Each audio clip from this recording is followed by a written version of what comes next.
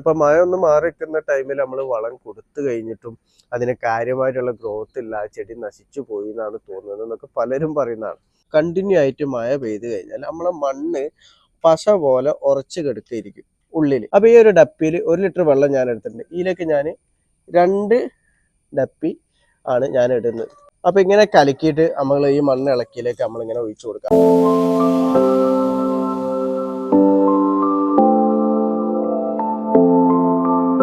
Hi, നമസ്കാരം. ഫാസിലാണ്. എൻ്റെ പുതിയ വീഡിയോയിലേക്ക് എല്ലാവർക്കും സ്വാഗതം. ഞാൻ ഇന്ന് പറയാൻ വേണ്ടി പോകുന്നത്, ഇപ്പം മഴക്കാലമാണല്ലോ. അപ്പോൾ നമ്മൾ ഡ്രമ്മിൽ, ഗ്രോ ബാഗിൽ, പോട്ടിലൊക്കെ നമ്മൾ കൃഷി ചെയ്യുമ്പോൾ നമ്മൾ കാണുന്നതാണ്. കാരണം മഴ ഇങ്ങനെ കണ്ടിന്യൂ ആയിട്ട് കൊണ്ടുകൊണ്ടിരിക്കുന്ന ടൈമിൽ ചെടി മുരടിച്ച് നിൽക്കുന്നത്, ചെടിക്ക് കാര്യമായിട്ടുള്ള വളർച്ച ഉണ്ടാവില്ല. അപ്പോൾ നമ്മൾ എന്ത് തന്നെ വളങ്ങൾ ഇട്ട് കൊടുത്തു കഴിഞ്ഞാൽ ഈ ചെടികൾക്ക് കറക്റ്റായിട്ട് വലിച്ചെടുക്കാൻ പറ്റണമെന്നൊന്നുമില്ല. അതിൻ്റെ ഗുണം നമ്മൾ ചെടികൾ കാര്യമായിട്ട് നമ്മൾ കാണും ചെയ്യില്ല. അതേപോലെ തന്നെ കീടശല്യം, ഫംഗൽ ഇൻഫെക്ഷൻ ഒക്കെ ധാരാളമായിട്ട് മഴക്കാലത്ത് ഉണ്ടാവും ചെയ്യും.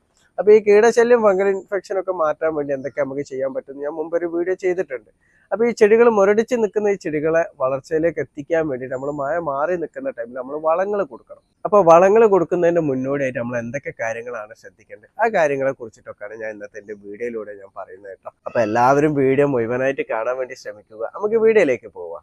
നമ്മൾ ഇതുപോലെ നമ്മളെ ടെറസിന്റെ മേലെ നമ്മളെ മഴമറയിൽ റെയിൻ ഷെൽട്ടറിലൊക്കെ ആണ് നമ്മൾ പ്ലാന്റുകൾ വെച്ചെന്നുണ്ടെങ്കിൽ നമുക്ക് എങ്ങനെ കാര്യമായിട്ടുള്ള മഴക്കാലത്ത് മുരടിപ്പോ അതേപോലെ തന്നെ കീടശല്യമൊന്നും കാര്യമായിട്ടുണ്ടാവില്ല. ചെറിയ തോതിൽ കീടശല്യം, ഫംഗൽ ഇൻഫെക്ഷൻ ഒക്കെ ഉണ്ടാവും കേട്ടോ, എന്നാലും കാര്യമായിട്ടുണ്ടാവില്ല. പക്ഷെ അതേ സ്ഥാനത്ത് നമ്മൾ ഇതേപോലെ റെയിൻ ഷെൽട്ടർ ഒന്നും ഇല്ലാതാണ് നമ്മൾ ഗ്രോ ബാഗിലും പോട്ടിലൊക്കെ നമ്മൾ നട്ടത് എന്നുണ്ടെങ്കിൽ അതിന് കാര്യമായിട്ടുള്ള വളർച്ചക്കുറവ് കാണിക്കും. അതേപോലെ തന്നെ ഫംഗൽ ഇൻഫെക്ഷനും മുരടിപ്പൊക്കെ നല്ല രീതിയിൽ തന്നെ കാണിക്കുന്നതുമാണ് കേട്ടോ. അപ്പൊ പലരും പറയുന്നതാണ്, ഇപ്പൊ മഴ ഒന്ന് മാറി നിൽക്കുന്ന ടൈമിൽ നമ്മൾ വളം കൊടുത്തു കഴിഞ്ഞിട്ടും അതിന് കാര്യമായിട്ടുള്ള ഗ്രോത്ത് ഇല്ല, ചെടി നശിച്ചു പോയി എന്നാണ് തോന്നുന്നത് എന്നൊക്കെ പലരും പറയുന്നതാണ്.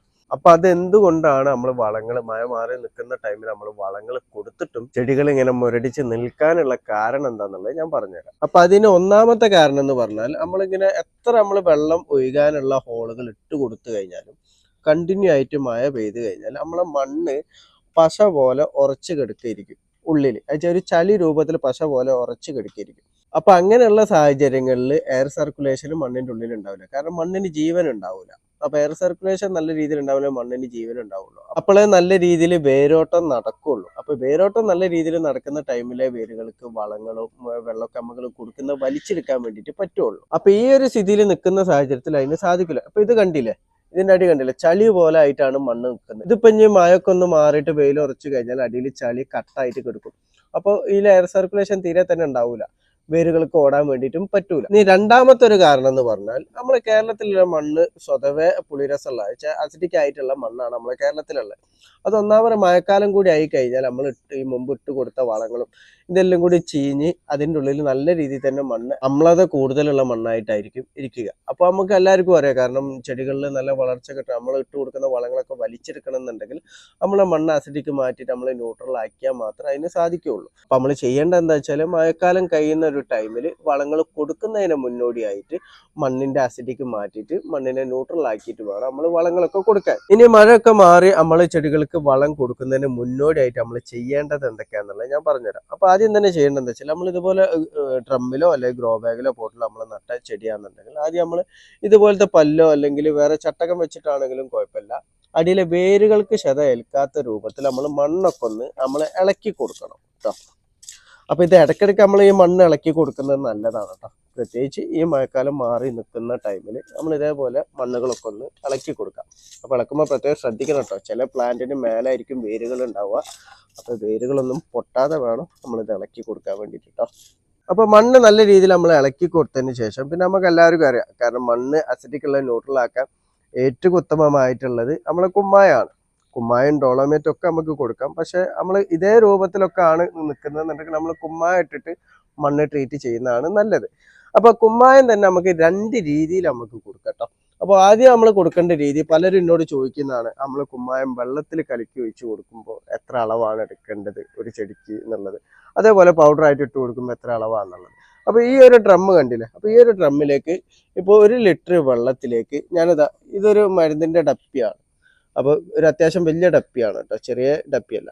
അപ്പോൾ ഈ ഒരു ഡപ്പിയിൽ 1 ലിറ്റർ വെള്ളം ഞാൻ എടുത്തിട്ടുണ്ട്. ഇതിലേക്ക് ഞാൻ 2 ഡപ്പി ആണ് ഞാൻ ഇടുന്നത്. അതെന്ന് വെച്ചാൽ നമുക്കൊരു 50 ഗ്രാമിന് നമുക്ക് കൂട്ടാം.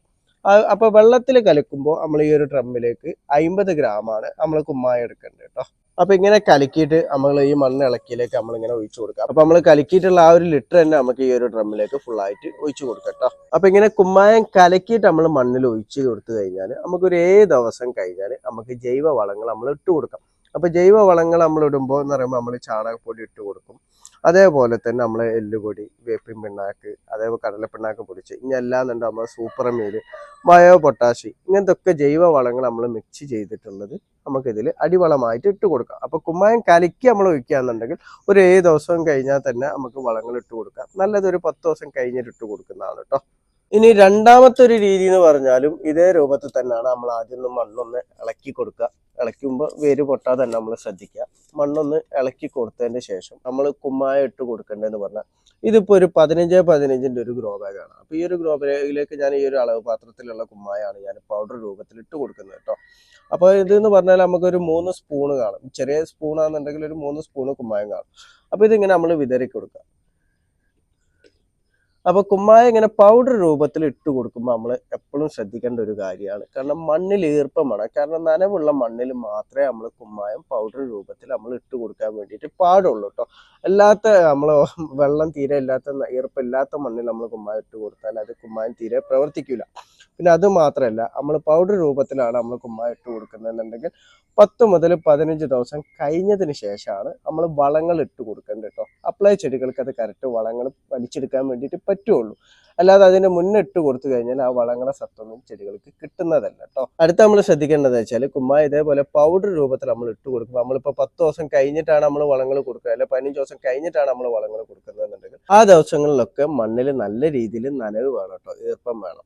അപ്പോൾ ഡെയിലി നമ്മൾ നനച്ചു കൊടുക്കണം. കാരണം മണ്ണിൽ ഈർപ്പം നിർബന്ധമായിട്ട് നിലനിൽക്കണം കേട്ടോ കുമ്മായം പ്രവർത്തിക്കാൻ വേണ്ടിയിട്ട്. ഇപ്പൊ കുമ്മായത്തിന് പകരമായിട്ട് നമുക്ക് ഡോളോമേറ്റും നമുക്ക് ഇട്ട് കൊടുക്കാം കേട്ടോ. പക്ഷെ ഇതേ രൂപത്തിലൊക്കെ മണ്ണ് ചള്ള കെട്ടി കിടക്കാന്നുണ്ടെങ്കിൽ നമ്മൾ കുമ്മായം ഇട്ട് കൊടുക്കുന്നതാണ് നല്ലത് കേട്ടോ. ഇനി മഴക്കാലത്തൊക്കെ മണ്ണ് കൂടുതലായിട്ട് ചള്ള കെട്ടാതിരിക്കാൻ നമ്മൾ പോട്ടി മിക്സ് ഒക്കെ റെഡി ആക്കുന്ന ടൈമിൽ അതിൽ നമുക്ക് പെർലൈറ്റ് ഒക്കെ നമ്മൾ മിക്സ് ചെയ്ത് കൊടുക്കാന്നുണ്ടെങ്കിൽ കൂടുതലായിട്ടും നമുക്ക് മണ്ണ് ചള്ള കെട്ടാതൊക്കെ നമുക്ക് നിൽക്കാൻ പറ്റും കേട്ടോ. അല്ലാത്ത രൂപത്തിലാണ്, ഇതേ രൂപത്തിലാണെന്നുണ്ടെങ്കിൽ നമ്മൾ വളങ്ങൾ കൊടുത്തു കഴിഞ്ഞാൽ വേരുകൾ അത് കറക്റ്റ് വലിച്ചെടുക്കണം എന്നുണ്ടെങ്കിലൊക്കെ നമ്മൾ ഇതേപോലത്തെ കാര്യങ്ങളൊക്കെ നമ്മൾ ശ്രദ്ധിച്ചിട്ട് വളങ്ങൾ കൊടുത്താൽ മാത്രമേ അതിൻ്റെ കറക്റ്റ് ആയിട്ടുള്ള ഗുണം നമുക്ക് കിട്ടുള്ളൂ. അപ്പോൾ ഈ ഒരു കാര്യം എല്ലാവരും പ്രത്യേകം ശ്രദ്ധിക്കണം കേട്ടോ. അപ്പോൾ എൻ്റെ വീഡിയോ ഇഷ്ടപ്പെട്ട ലൈക്ക് ചെയ്യുക. താങ്ക്